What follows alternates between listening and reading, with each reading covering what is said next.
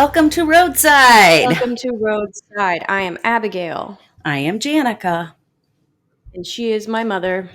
and she is my daughter.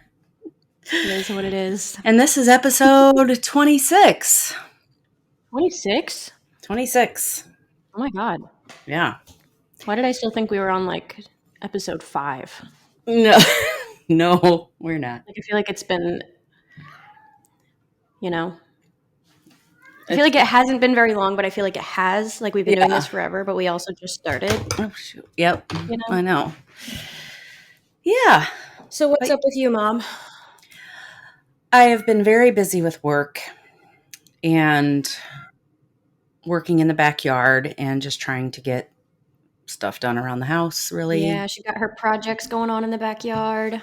Yeah, I do. So, yes, that's pretty much it. Just been working on all that. What's been going on with you? More moving.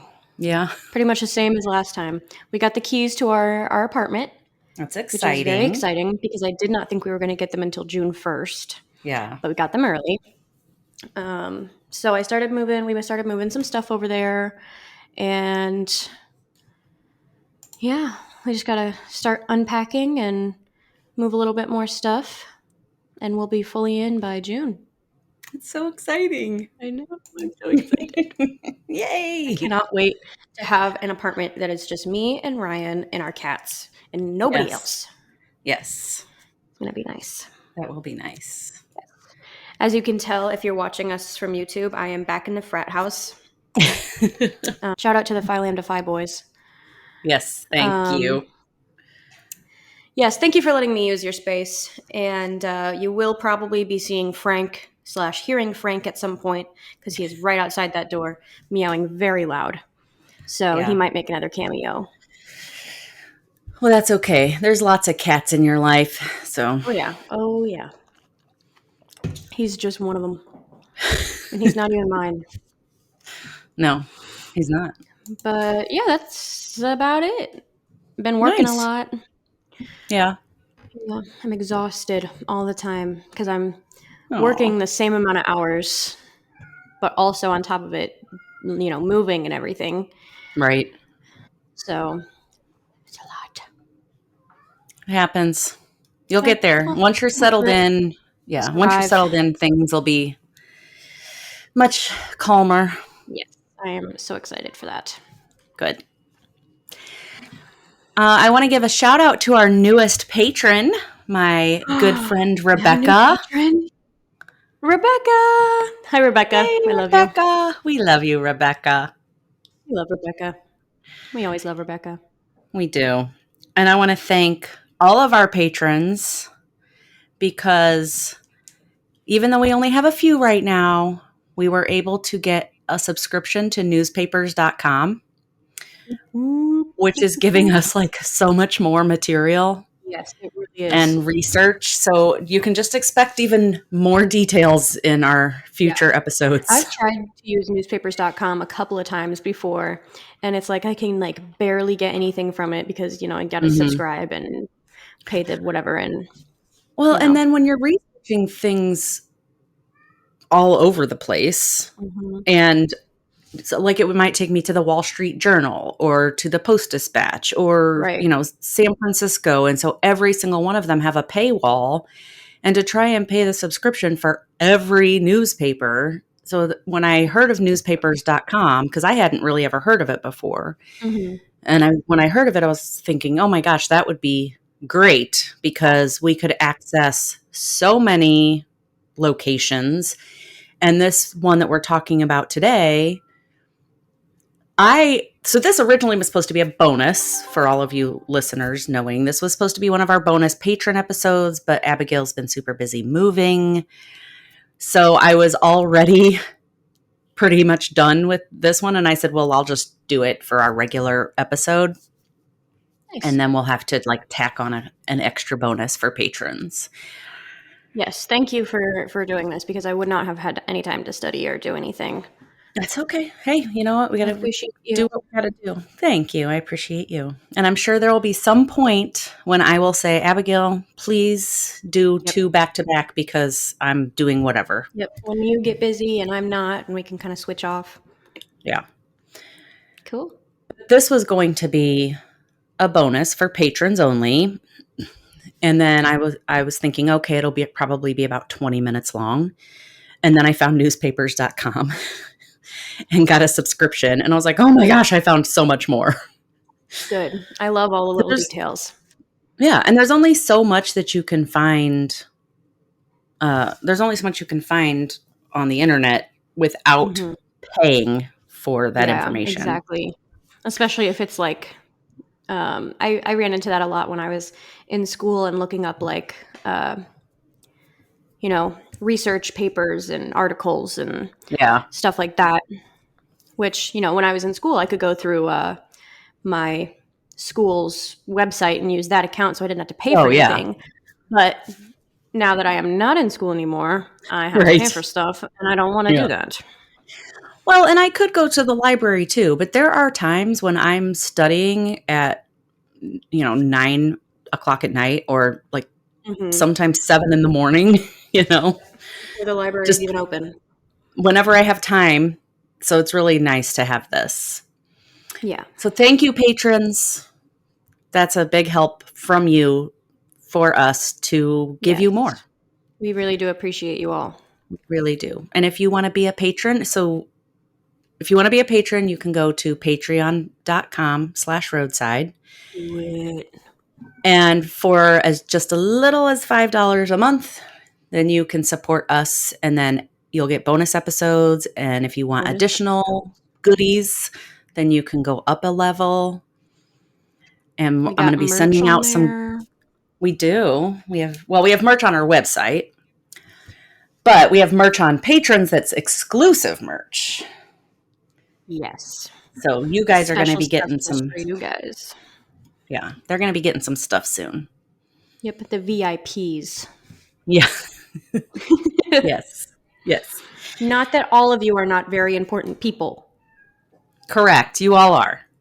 But if you want, like today's episode, if you listen and you're thinking, oh my gosh, that's more of what I want, then be a patron so you can get more. Where to go.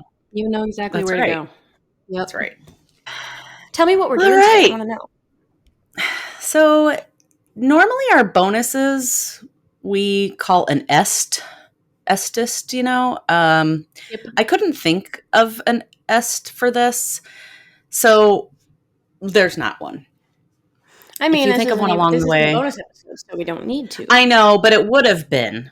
And so I couldn't think of a name for. I did keep trying to think of a name for it, and then I stopped trying to think of a name because, well, I just decided, I was like, well, now we're going to do it as a regular episode. So, yep. Today we're doing the St. Louis Plate Glass Factory. Ooh, interesting. So, any of our local St. Louis listeners, because we are in the St. Louis area. Go Cardinals. Go Blues. Yeah, go Cardinals. I just went to a Cardinals game. They lost, unfortunately. Sad. I was really jealous that you went and I didn't get to go. I was at work and you sent me those pictures and I was like, gosh darn it. But you're going to get to go too. So yes, I will. We'll go to a game. But anybody in the St. Louis area who is, my age-ish will likely remember this, and it's not good. I don't remember this. I'll just tell you that right from the start. I don't know what this is. Okay, this does not have a happy ending. Oh. So we're just gonna start there, just so you know what you're in for a little bit. All right, I'm prepared. I'm ready. Plus, I really only knew one thing about this place until I got onto newspapers.com and started searching everywhere, and there are just some. This place just didn't have good luck from the beginning. Let's just say that, okay? Oh, gosh.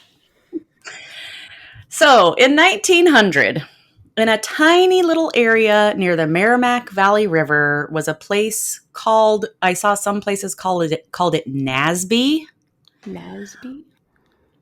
But it was not officially named a town until 1917, and at that point it was named Valley Park. I know where that is. You do know where that I is. do. Yeah. So at this time, though, in 1900, the town people did call it Valley Park. There was one of the businesses there called the Valley Park something or other. So I think that's just kind of why they called it that. Mm-hmm. I don't know that there was an official name. I also saw people call it Newtown, which was not the same as another new town. Valley Park is better. Yeah, approximately 150 people lived in Valley Park in 1900. Mm-hmm. They had a post office, a train station, a milling company, a distillery, and a general store. Not very big. Pretty good for a little town, yeah. Yeah. The biggest reason that they were even 150 people was of the proximity of the river and the train station.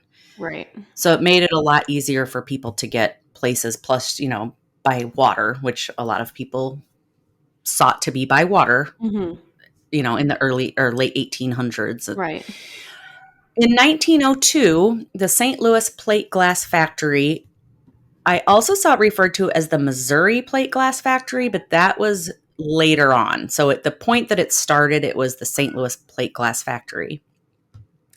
It was built on 12 acres of land, and they promised 500 jobs, which would bring people and businesses to the area. Yeah. So people were really excited about this. Yeah, of course.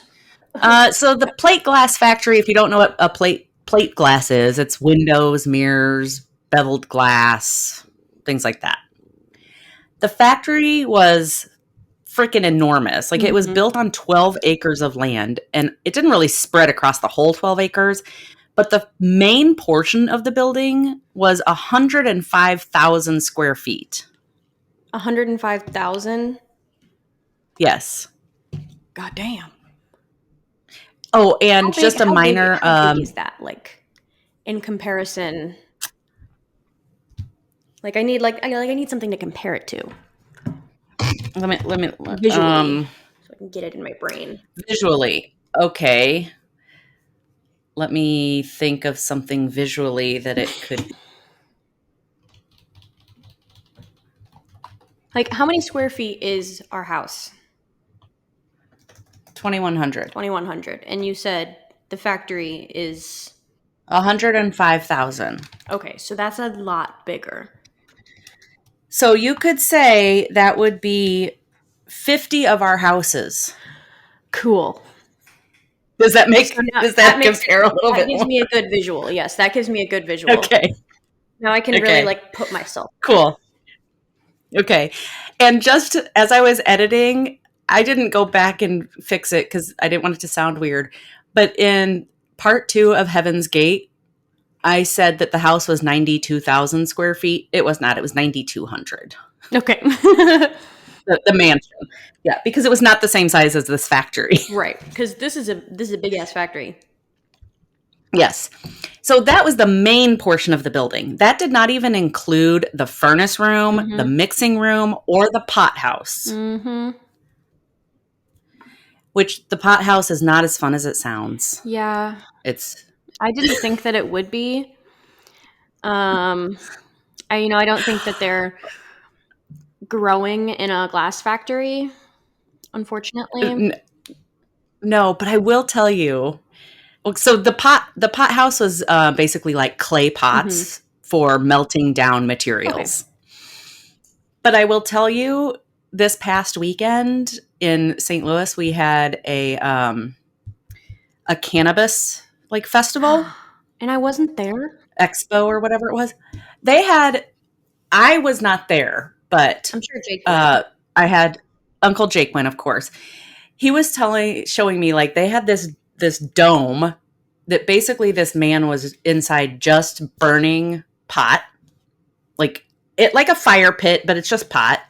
An entire fire pit of marijuana. Yes, and he was charging people $10 or $15 to go in, and they could stay in there as long as they wanted. And it was every time it would open, smoke would just fly. I think I would die. I was like, yeah, I don't want to do that. I'm good. don't steal my straw. I see you looking at it. Yeah, that's a lot. That's a lot. I don't think I can handle that. Yeah. No, same. Plus the furnace and the coal that was used to heat the building and the furnace room was also like in a separate room area. Yeah. So because there was a lot of space to this factory. Some men were brought to Missouri from Germany, England, and Switzerland. Oh, okay. Who were skilled workers and managers. Okay. And then the company started recruiting additional workers from other glass factories in states in the U.S. Mm-hmm. The need of a job and the proximity of the river and the train station was easy to bring people in, and they brought other immigrants as well. No, other immigrants came to the area as well because of the train station and the river. So it was very easy to get to, and Right. they would camp along the riverbank just in hopes of getting work. Oh, okay. Which reminded me a lot of what was the other one we did where there was that would have been Lake of the Ozarks, right? A lot of people were coming in and camping to get work. Yeah. Yes, I remember that. So because they were yeah. Additional land was acquired by the company. They built a hotel on it and dozens of houses because they were expecting all these people to move here. They need workers and they need places to live. Yep. The houses were built in according to class. Like one street was the houses were built for executives. The next street, it was built for like supervisors. The next street was built for the laborers, which when you read it that way, it's kind of like, well, it reminded me of, Queen Mary and Titanic, where it's like, that's what I was just classes are on different. Yeah. But I mean, truthfully, I guess it's the same as today because you go into one subdivision and they're charging $1 million for a house. Mm-hmm. You go into another subdivision in, a different county or whatever, and they're charging $200,000 for the same house. Right. But these were literally one street into the next. So these like houses and stuff, were they all kind of built like equally, or were there some that were like fancier or some that were worse? I'm trying to think of the streets, and I want to say I would say some were built a little bit nicer, but then there's some that was like duplexes and stuff like that. Okay. So, okay. I just wanted to know if they purposefully like segregated the workers, or if they like moved into their own.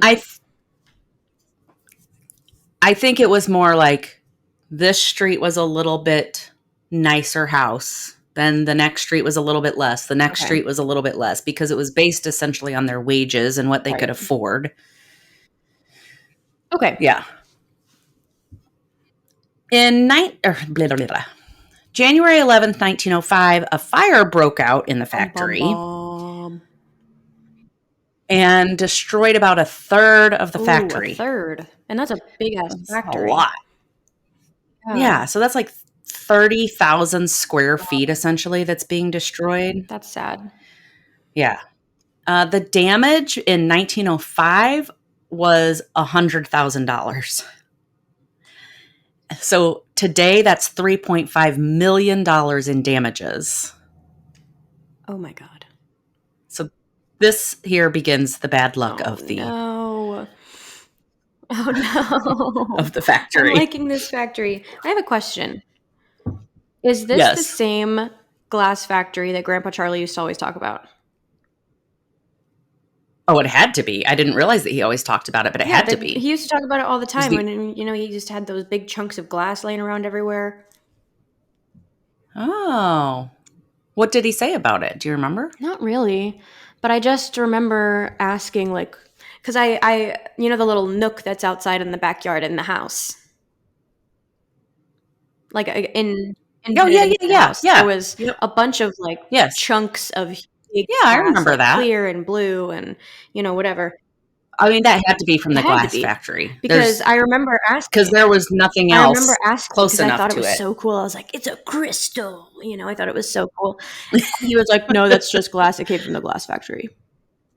I mean, I'm sure that he said it Yeah. much nicer, but this was when I I'm was a sure he child, did. But I remember him saying that it was from the glass factory. So that's super interesting. Yeah. I actually have a few pieces of it. Oh, I you do. do? That's so Yeah, cool. it's in. I'm sure it's packed Huh. away in a box right now, but it's in a little like glass jar, and Yeah. I've got like I think a clear chunk and a blue chunk. I'll have to Very cool. find it I mean, it had to be eventually. from there because I don't know where else it would be Yeah, from. I'll Yeah. find that eventually, and Okay, we'll cool. show it to everybody. Okay. Hopefully we remember by the time she Yep, it's finds gonna it. be a while because I gotta unpack. Yes. But that's really cool. A little personal The glass connection right factory. there. That is really cool. Yes. The glass factory ran 2 shifts, 12 hours each, every single day of the week. Ooh. Literally 24/7 the factory was running. Yeah. Everybody needs glass. Yeah, and this was sheet glass that was for windows for like the buildings, downtown, and houses and mirrors and this Yeah, and like large pieces of especially glass. when St. Louis is beginning to grow in population and there's being more houses built and more Right. office buildings and stuff like that they need more glass Yep. for windows and such. Yeah. I found an ad that was run in 1906 after they like got the factory back up from the fire, and they were paying 35 cents an hour for workers, which would be a little less than $12 an hour now. Okay. Still. And I was like, that sucks. Yeah. Yeah. I mean, for the time and the area, there probably wasn't. I mean, it's not terrible, and that was probably the laborers. That was the laborers, not like a supervisor or something like that. But I mean, this was hard work. Mm-hmm. They were lifting heavy materials, like dumping them into the pits, 12 hours a day. Imagine especially the people that are working in like where they're melting all the glass. Huh. Yes, and now like those furnaces to melt the glass would get like 1,000 to 1,500 degrees. That's a lot to melt all of these materials together. Even when I'm working at the restaurant that I work at, and I go back into the kitchen, and they're grilling stuff, it's hot back there. I cannot even imagine. Working in a glass factory where it's that hot. No. And there was one thing that I saw that said some of these plates of glass were so big that it would take 12 men with straps to move them. 12 men. Because if you think of like a big office building window. That's a good point. And you're trying to move that. Like you're thinking about like the big. Yeah. That would be really heavy. Yeah. I mean, even my bay window obviously would not take 12 men. But just like office buildings, a lot of times, like their ceiling height it's more than 8 feet. And a lot of times they'll have floor to ceiling windows in some of those office buildings. And I bet nowadays they use like cranes and stuff to get them up there. But back then, didn't have as they had to transport them somehow. I mean, I don't know how they transported them. All I saw was that the men had to lift them with straps. So I don't know, but yeah. And I saw if the glass broke, it was like could be disastrous. Yeah. One man had to have like up to 150 stitches. Another guy sued because there was a man working there who was deaf and couldn't hear a command and ended up dropping the glass. And so he had cuts all over him. Yeah. So, and safety, like OSHA wasn't, OSHA wasn't like the way they are nowadays. Thinking about factories back in the day, like working in factories way back in the day, that's terrifying. Like, it Yeah. always makes me, why are you walking on the keyboard, dude? It always makes me think of Have you ever read the book The Jungle? no, I haven't, but I have heard a lot about it. That's like factories and stuff from back in the day always make me think of that. Yeah, it makes me think of the, what was it, the Triangle Factory fire or something like that? I don't know what that is. I gotta look it up. Because it was, I think it was in like New York, but it was like a huge fire in a factory and everybody was trapped inside. Triangle what? Shirtwaist Factory fire. It was in Manhattan. Industrial disaster caused the death of 146 workers. Yeah. Wow. People were jumping out the windows but I think they were like, because of the way that the building was set up, they couldn't get out somehow. Like the doors were Right. all, Didn't have exits. the doors and I think stuff. were all locked because gosh, they didn't want people leaving in the middle of their shift or whatever. Don't quote me on that because I just no, I'm not. Okay. I don't know if they actually did lock the doors, but I think that they did. I feel like I learned that in history class. But anyways, Well, maybe you'll have to cover that someday. Ooh. Okay. Yeah. Write that down so I don't forget. By 1907, the town had increased their population to 3,500. So 150 to 3,500. Yeah. Mm-hmm. They had a booming industrial area that included a lumber yard, a cigar factory, a screen manufacturer, and a stove company. So they were popping. They were booming. On October 4th of 1914, 2 employees at the factory got into a fight over their dogs. Their dogs? Yes. Okay. John Touch. I don't know if I'm saying that right. Tutsch. Touch. Anyway. Don't ask me, man. So he was 50. His bulldog attacked the puppy of John Anthony Crow, who was 17. Oh, puppy. So like any civil person would do, Crow got a knife from his dad and stabbed Touch to death. That is not a reasonable response. Right? Like, don't get me wrong. If someone's dog attacked my brand new puppy that I just got, I would be pissed. I would be. Oh, yeah, I would be too. Mad. I would be really upset. And that person would get a gnarly talking to, maybe a punch. You never know. But I would not stab someone to death. No. Over a dog. And the fact that he's 17. Mm-hmm. He went back to his house. His dad gave him a knife. And then he went to go kill the man. Oh, and you would think his dad would say, "Yo, John, that's a little over the top." No, his dad was like, "Here's the knife. Here's the knife. Go, yeah." Huh? What? Right? OSHA, where are you? So Crow went into hiding for a couple weeks after this, and then he, I guess, decided he was done hiding and came back home, and he was arrested. Good. Yes. Dude, what the heck? A year later, not even a year later, August 1st, 1915, there was a record flood. We know Valley Park so well. Yes. Always flooding. If you don't know the Valley Park area, it floods often.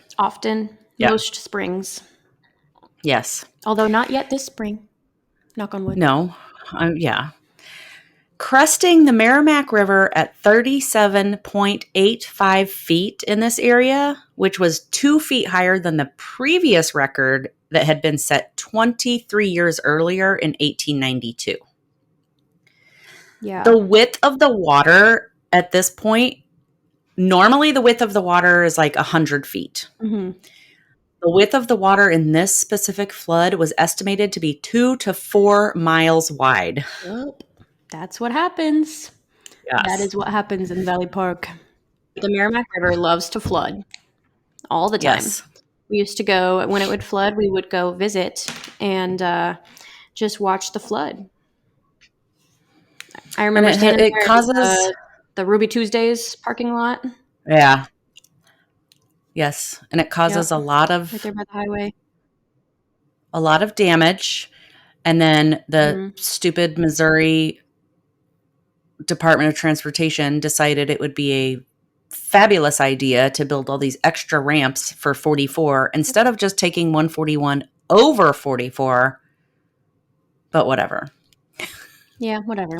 Because it still floods under there. Like, I know, it's it like still floods. Like, underneath the 44, Highway 44, 141 goes underneath it and it still floods. And it will flood even when it's like, just like a flash flood. And so then you have to like go all the way around. I know, it's annoying. I Anyway. remember in high school, a bunch of kids couldn't come to school because their neighborhoods got flooded in. They couldn't get out of their neighborhoods. Oh, I mean, businesses and schools have had to close because of that, because they can't get there. Yep, because my friends Katie and Brian lived in neighborhoods across from each other, and the road that they used to get into their neighborhood was flooded. So the entrance to their neighborhood was flooded, and there was no other exit or anything. So they were all just stuck inside. And I remember Katie telling me that one of her friends took like a 4-wheeler or something just to go to the gas station, went through the woods or something by grandma's house. Oh my gosh. Just to go to the gas station to get some food. Well, the flood of 2017 is either 15 or 17. I don't remember, but it was so high that it was over 44 because my work called off because we couldn't even get there. That was rough. Yeah. Yeah. Anyway, so the 1915 record would not be broken for another 67 years until 1982. And then that would be broken again in 2015 and again in 2017. So that 1915 flood is still considered the 4th highest flood in that area. That's crazy. Yeah. The flood waters rose inside the glass factory, flooding the tanks that held the molten glass and started to cause explosions because like very hot glass. Yeah, it's literally freaking lava. And you're going to put river water in there. Right. Gross. That's going to be cold. That's going to be cold, yes. And it's going to cause like, popping and little glass. And that's exactly what it did. And yeah. Yep. Now, I didn't see that anybody was hurt, so that's good. They must have like known that it's flooding because it wasn't like it didn't come up that fast, I guess. But there was so much damage that the factory was forced to shut down. And the flood damaged or completely destroyed so many of the other businesses and homes in the area that within a year, 3,000 people moved out of Valley Park and the population dropped to 360 people. Oh my gosh. I did not know that. Yeah. Wow. That's crazy. Like went from 150 to 3,500 down to 360 within a matter of like 10 years time. That's kind of crazy because it was such a booming area for a hot second. And then, one little flood and people go crazy. Well, I mean, their houses are destroyed. Although I remember when I was in junior high or high school, there was a flood at that time, and I don't remember what year. It couldn't have been 82 because we weren't living here yet. But anyway, there were people that their houses were flooded, that they used to have them right along the Merrimack River there, and their houses were flooded, and then they just cleaned up and went back. And there are some areas around here that over time people have just built their house to accommodate a flood. Because we do have a lot of areas that unfortunately are in a floodplain. Right. And what else do you do if there's like, that's your property, that's your land. Right. Not everybody can just Yeah. afford to Flood-proof your house. sell their land. And then a lot of people don't want to buy a piece of land that's in a floodplain. Yeah, exactly. So it's going to be hard to sell. Yeah. Yes. Once the waters receded, the owners were able to salvage some equipment that they ended up taking and moving to a new factory about 30 miles south of Valley Park to Crystal City, Missouri. Okay. January 23rd, 1917, what remained of the factory and the land was purchased by the Valley Park Land Company. So this was the year that Valley Park became actually Valley Park. And they purchased, it was essentially 600 acres total. And I think there was like 192 houses. So they purchased what is now Valley Park for the land. They purchased all of this for $1.78 million, which today is about $42 million. God damn. Yes. If only I had that much money. But they were taking the glass factory as part of that because they were purchasing the whole piece. In December of 1918, the Universal Glass Company purchased the property for the glass factory for $250,000, which is $4.3 million today. Still a lot. They planned to reopen. Yes, that is. They planned to reopen the factory with better equipment and estimated that they would now employ 1,500 to 2,000 men. Wow. Okay. Yeah. So this gave the citizens of Valley Park hope again. Like, we're going to have more jobs. They've got better equipment. Things are going to be run better. People and yeah. They figured the town would be booming again. However, the Universal Glass Company never reopened the factory and in fact ended up defaulting on their loan. Oh. What the heck, guys? So like I said, they bought this property for $250,000. Now, mind you, so go forward to June of 1925, the property was sold at a foreclosure auction to Joseph Greenspan's Sons Iron and Steel Company. It's a very long name, I know.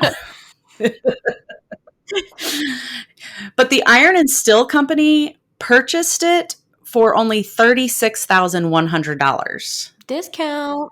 When yeah. And I mean, it was, like 6 or 7 years later, but oh my gosh, like that's a lot less compared to what, but it was at a foreclosure auction. I mean, the Universal Glass Company got foreclosed. Do you know if at this point the glass company, like the buildings and everything, were they still damaged from the floods or were they repaired?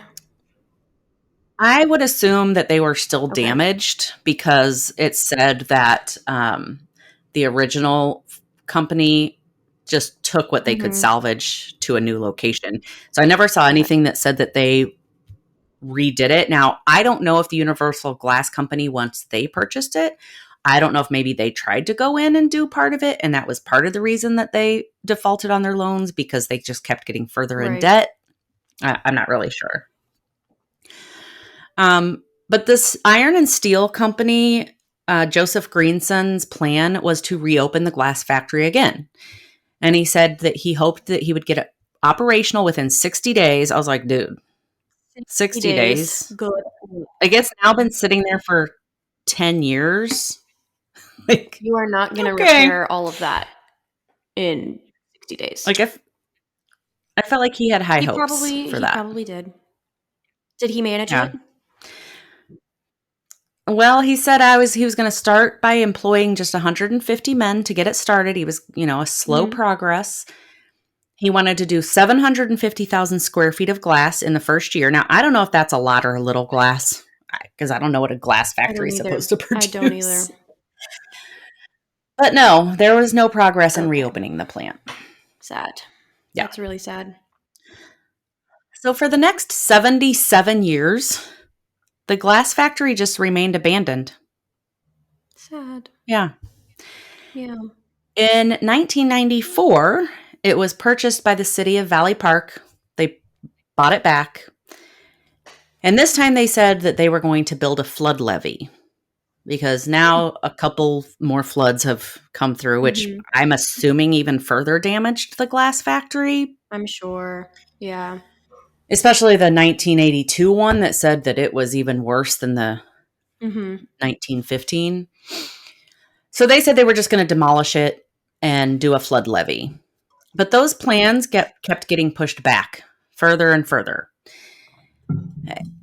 And they're basically the factory with its like tunnels and pits basically just became a place for like local teens to like hide out and party.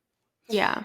I'm sure there's like I can just picture it being kind of like Wet Willie's, which is also in Valley Park with Right. like spray paint everywhere and Yeah. That's whatever. what I'm thinking too. Yeah. So Teenagers. they just left it abandoned. No, didn't bother like trying to take it down until about 8 years later. And this is where it's going to get rough. Oh God. Okay. So I'm going to give you a trigger warning for child Oh. sexual assault. Oh. Yeah. Why? July 26th of 2002 at about 7:30 a.m., Cassandra Williamson, who went by Casey, was 6 years old and she went missing. Oh. Yeah. She lived at her grandpa's house in Valley Park with her mother, Angie, and 3 of her 5 siblings. Mm-hmm. Her father, Ernie, lived across the street. The couple had recently separated, but he wanted to remain close to his kids. Mm-hmm. So he moved in with the neighbors, Michelle and Eddie, across the street so that they could co-parent. Right. We're going to go back just 2 days before this. Okay. So Chelsea, who was Casey's older sister, this was July 24th, 2002. Chelsea, I believe, was about 11 at this time. And her friend noticed a man following them as they were riding their bikes. Mm. So they sped away so that they could get away from him. Right. That night, Chelsea and Casey spent the night at their father, Ernie's house. And that same night, a man by the name of Johnny Johnson, who was 24, was an acquaintance of the couple that Ernie was living with, Michelle and Eddie, also spent the night. Mm. This was the same man that was following Chelsea and her friend. I figured it was. That's awful. Yes. So July 25th, the next day, Angie got up in the morning and saw that Casey and Johnson were on her couch across the street watching cartoons. And it was said that Johnson was like, "That's fine. She's not bothering me." So I don't know if Angie said something like, "Oh, is she bothering you?" And this man was Johnny Johnson. He had red hair. He was known around town as like walking around with a shirt on walking around without a shirt on. And he was kind of a transient. Like he had grown up in the area, but a lot of times he would like sleep in the park or he'd sleep in the glass factory. But sometimes he would stay at other people's houses. Mm-hmm. So the next day, or that same night, July 25th, Casey and Chelsea again spent the night at their dad, Ernie's. And again, so did Johnson. Mm-hmm.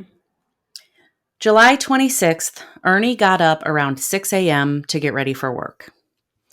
A little while later, Casey woke up and told her dad that she was hungry. So Ernie told her to wait upstairs while he finished getting ready for work, and then he would take her across the street to her grandpa's, where her mom was, to get breakfast. Okay. While Ernie was getting ready, Casey went downstairs into the living room where Johnson was sleeping on the couch. Mm-hmm. Ernie came downstairs at 7 a.m. and he saw Casey and Johnson, who was now awake, and they were sitting on the couch. So Ernie said he was going to the restroom, and when he came back out, he would take her to go get breakfast. Mm-hmm. But by the time he came out of the bathroom, Casey and Johnson were both gone. I don't like this. I know, I don't either. Ernie went across the street to see if maybe Casey had gone over there without him, but she wasn't there.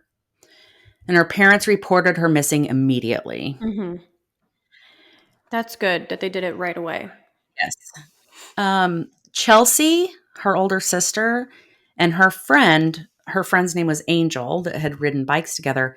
They had told Angel's mom about this man and said that he was kind of creepy, but they never said anything to her parents.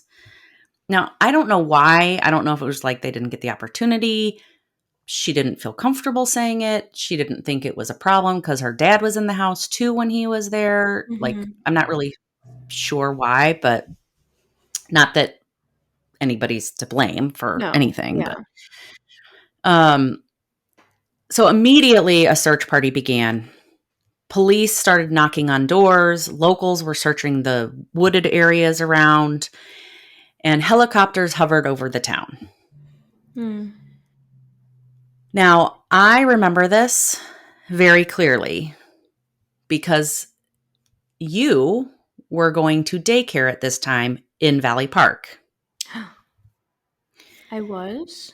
You were. Where'd I go to daycare? I think it was called Lakeside or something like that. Huh.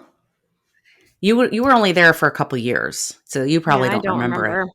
But Yeah, I remember like driving down the side street and all these helicopters were hovering over, and I was like, it was just really eerie. I bet. And to this day, if I see more than one helicopter, I just feel like something bad has happened, especially when they're hovering. Yes, for sure. So a witness would later tell police that he saw Johnson carrying Casey in her nightgown, and she had no shoes on.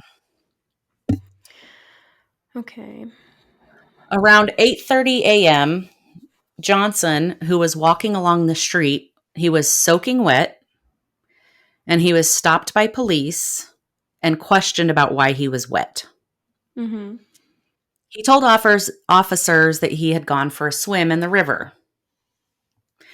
Okay. But because a witness had seen him carrying Casey, the police took Johnson into the station to question him. He denied having even seen Casey that morning. Piece of shit. Yeah. For about 5 hours, they interrogated him, and he just kept denying it over and over, saying he didn't see her. He had nothing to do with it. He even once said, "I wouldn't hurt a little kid."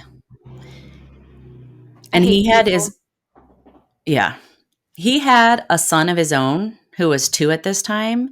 And one of the police officers like tried to say something to him like, well, if your son was missing, how would you feel about it? So it was at this point that Johnson finally broke. And he said, she's in the old glass factory. He told officers that Casey wanted to go with him to the glass factory. Sure. Right. Totally. Like she was hungry. She wanted breakfast. Wanted to go. I don't think she's going to turn to him suddenly and say, hey, let's go to the glass factory. I'm still in my nightgown. Yeah, no, she wouldn't do that. Like, and I don't think that.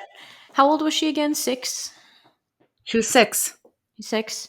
I don't think that she would. Yes. I mean, I don't know. I don't know a 6-year-old's brain, but she said her dad said, "I'd be right back."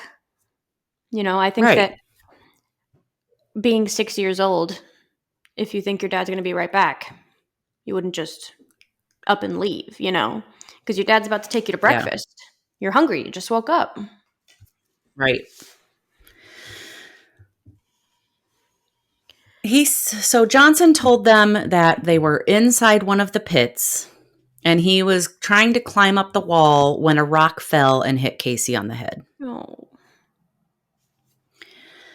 The search for Casey now focused on the glass factory, and a man by the name of David Holtz, who was a friend of Casey's grandpa, was the one that found her. Mm.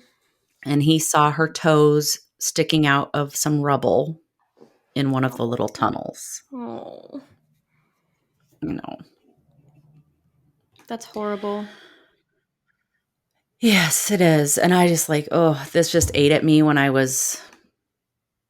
heard all this, because you were 2 or 3. Yeah. I guess you were almost 3 at the time when this happened.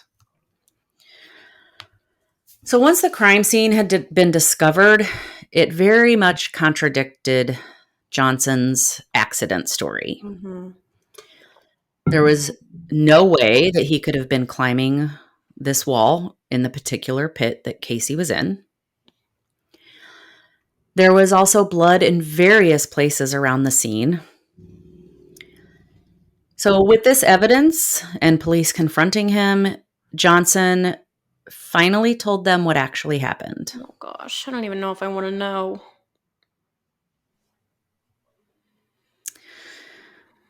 Yeah, it's not good. Okay. He told now I feel like I'm going to cry. He told officers that he wanted to have sex with Casey. She was 6. But in order, I know. Yeah. But in order to not get in trouble for it, he planned to kill her afterwards. Right. Like, what the fuck? What is that even fucking logic? Okay. So according to Johnson, when he woke up that morning, he saw Casey standing next to the couch, and he had already had his eye on her. Yeah. So he saw this as his opportunity. When her father went to the restroom, Johnson asked Casey if she wanted to go to the glass factory to, in his words, quote, play games and have fun. Right. On the way to the factory, Casey told him that her feet hurt because she had no shoes on. She had no shoes on. She was in her nightgown. Yeah. So he started carrying her. And once inside the factory, Johnson asked Casey if she wanted to see his penis. She told him no, but he pulled his pants down. Of course. And Casey turned her head away from him. He then told her to take her panties off. And she said no.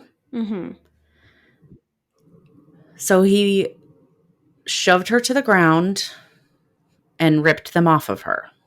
Yeah. Now, here is where I'm very proud of this little girl. Because he tried to force himself on her, but she fought hard. Good. Hard. Like, she's 6. Yeah. And she kicked, screamed, scratched him. Like, she was fighting very hard. Good. He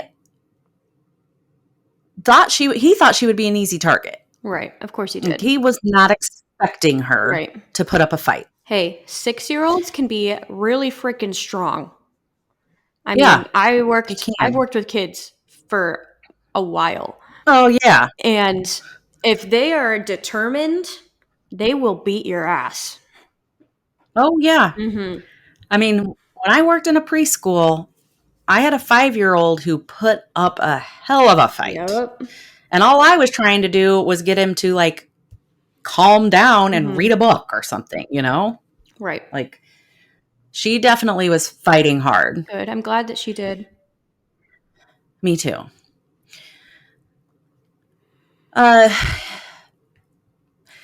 Johnson did not get to have his way as he wanted. Good. Thank God for that part. But he knew, I guess, that at this point that wasn't going to happen. So he picked up a brick and hit her on the head. I hope this guy burns in hell. Casey, oh, me too. Casey fought. She still was fighting. I love even this after little. he hit her on the head. Mm-hmm. Yes, like, go Casey. Yes. He continued to hit her, and she continued to fight. Good. Like, she probably got all that adrenaline running through her. yes, yes. She was trying to run around this pit and get away from him and fight him off. And he kept coming after her. She eventually fell to the ground. So at this point, he picked up a large boulder and threw it on her head. And this would ultimately fracture her skull and kill her. Right. So she fought real hard. Good. So I'm glad that she did. I'm proud of her for that. Yes. I'm proud of her for that too. That's terrible. Yeah. I've never heard that before. Yes. I didn't know that happened. Mm-mm. Johnson buried her body in the pit. He just piled a bunch of rocks and debris and stuff on top of her. And then he went to the Merrimack River to wash blood off of him. Yeah. That's why he was all which wet. is why he was wet. Yes. Yes. So Casey would have been going to the first grade that following school year. Friends and family said she was always smiling and singing. She had just gotten a new bike and learned to ride it, and she was just like so happy and just loved to ride her bike. Her funeral was held at the local Presbyterian church, and then her family later set up a scholarship in Casey's name. Oh, good. And yes, and they organized a local safety fair, which has been held every year since then, except for a couple years because of COVID. Right. Well, that's awesome. I'm glad that they did so many good things. Yes, and it does return this year. Nice. So this year they have the safety fair again. It's a fun, free event. They use it to educate parents and children on how to stay safe. And not only from strangers or people that might be trying to hurt you, but they also have like water safety, fire safety, self-defense, how to call 911, proper ways to wear seat belts. I mean, they have like all kinds of stuff that's really good set up there. And then like the ambulance comes, the fire truck comes, they have face painting, the Red Cross is there. So yeah, I think what a great opportunity. And I didn't even know that they held that every year until I was reading all of this. Go. And I do have the website linked for rememberingcasey.org, in which they talk about, they show pictures of Casey. They actually have a remembrance for her sister as well, Chelsea.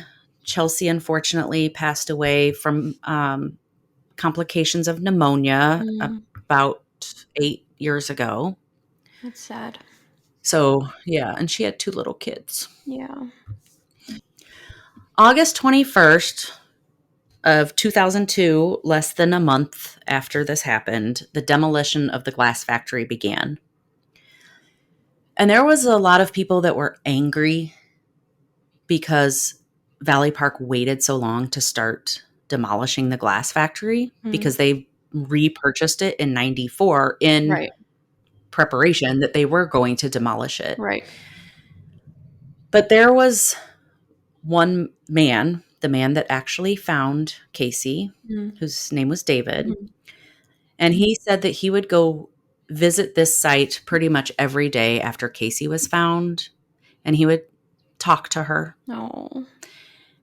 And he said it didn't matter if the glass factory had been demolished or not.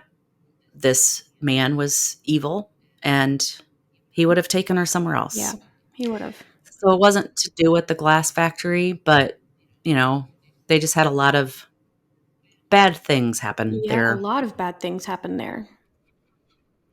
Yes, it's gone now. The levee was built in 2006. So there is a levee there, which also has some debate over because now other places flood, but I'm not getting into that debacle. Is that the levee by Young's, by the school? Yeah. Okay.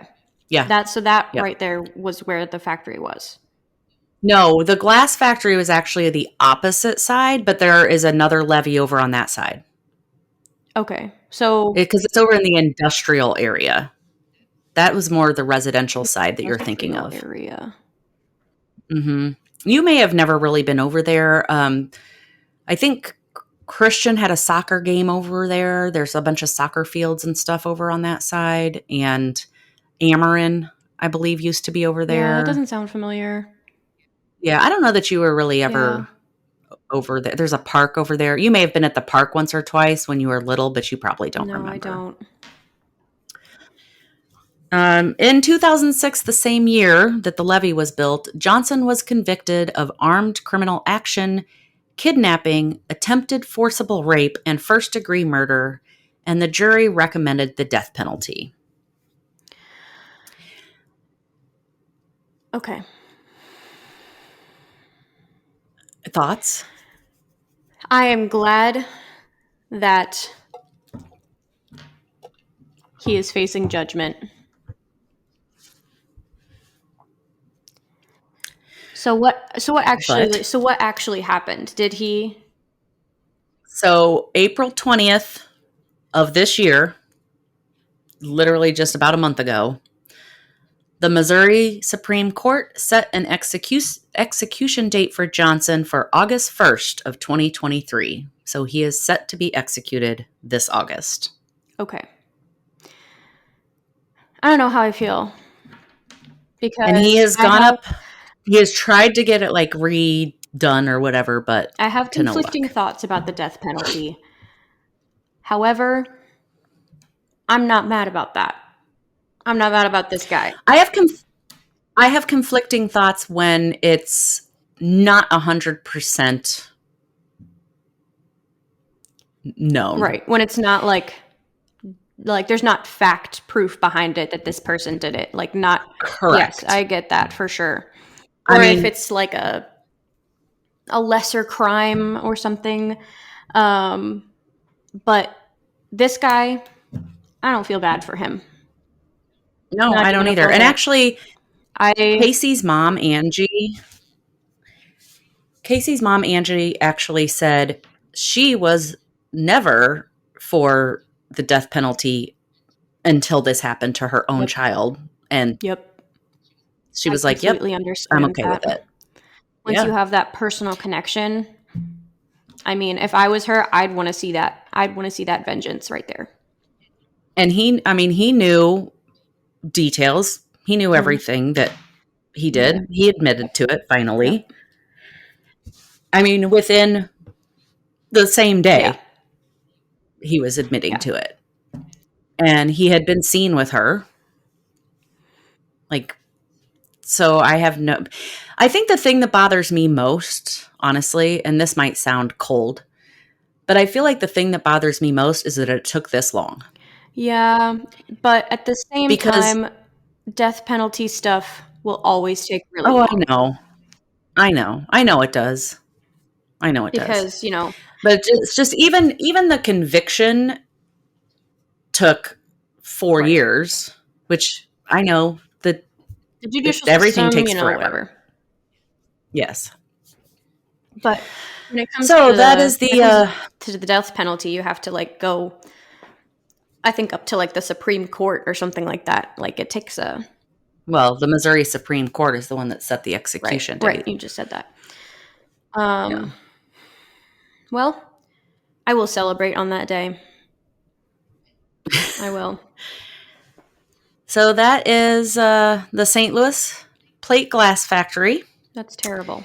And if you want to go to the show notes and look at all the pictures of Casey, look at the safety fair, and help contribute to remembering Casey. Her mom said on the website that she never wanted Casey to just become a name.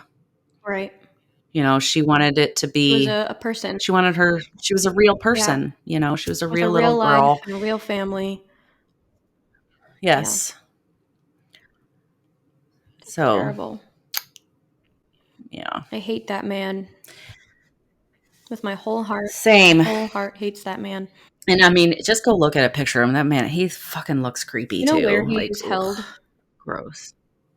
Potosi, I believe. Oh, okay. Well, that was depressing. I know. You can I'm call sorry. it the unluckiest glass factory. Yeah. So currently, Johnson remains on death row at the Potosi Correctional Center in Mineral Point, Missouri. Okay, I don't know where that is, but I don't either. But anyway. anyways. All right. So that's it. Well, I thought it was really interesting to learn about this since we have a personal connection with it and everything. But it is very sad. But I am well, glad that I and learned I, about Casey. yes. And I, I remember all this because Right. we lived in the area and I saw the helicopters. And I think it's important that Casey's memory remains out there, I agree. I agree. So until next time. Keep finding the thrill Hello. in the mysterious. Bum, bum, bum.